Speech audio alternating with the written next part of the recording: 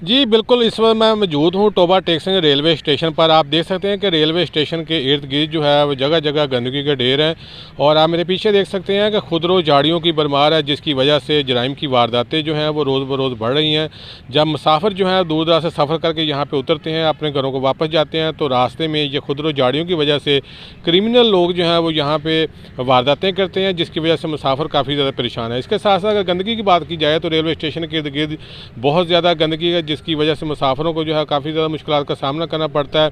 तो यहाँ पे जो हिफाज़ती बाड़ थी वो भी यहाँ पे नहीं है, जिसकी वजह से लोग जो हैं वो यहाँ से क्रॉसिंग करते हैं, जिसकी वजह से आए रोज़ जो है वो भी हादसात भी यहाँ पे रूनुमा होते हैं। और इसके साथ मैं आपको ये भी बताता चलूँ कि रेलवे स्टेशन के इर्द-गिर्द जो है खुदरो झाड़ियों और गंदगी की वजह से यहाँ से उठने वाले तफ़न से जो रेलवे स्टेशन पे लोग मुसाफ़िर यहाँ पे आते हैं, उनको भी काफ़ी ज़्यादा मुश्किलात का सामना करना पड़ता है। इसके साथ-साथ अगर इंक्रोचमेंट की बात की जाए तो जितनी भी रेलवे की सरकारी जगह है, यहाँ पे लोगों ने कब्ज़ा जमा रखा है, कब्ज़ा माफिया का राज है।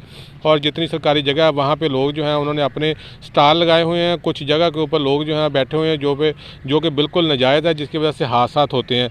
तो मुसाफ़िरों ने और शहरियों ने आला हुकाम से यही मुतालबा किया है कि ये गंदगी जो है ऐसे ख़त्म किया जाए। जो खुदरो झाड़ियाँ यहाँ पे हैं, इनको फ़ौरी तौर पर यहाँ से काटा जाए, ताकि यहाँ पे जो चोरी और डकैती की वारदातें हो रही हैं उसको कंट्रोल किया जाए। जी।